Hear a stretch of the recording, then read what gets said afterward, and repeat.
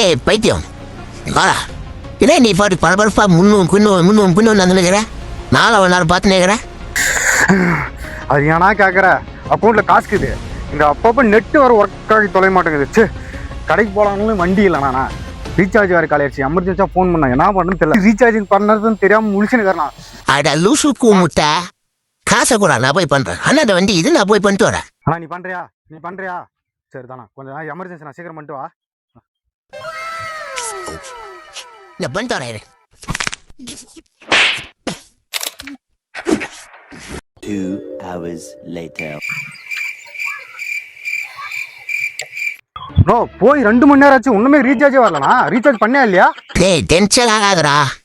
கடைக்கு போட அங்கே ஒரு ஆண்டி இருந்துச்சு ரீசார்ஜ் பண்ணணும்னு சொன்னேன். நீ கொடுத்த காசு 500 கொடுத்த. அந்த ஆண்டி போஸ்ட்டு உன் நம்பரை கேட்டுச்சா? அது எப்படி உன் நம்பரை கொடுத்துக்கணும் நான்? அதான் அச்சே ஒரு நம்பரை மாற்றி கொடுத்துட்டேன். எப்படி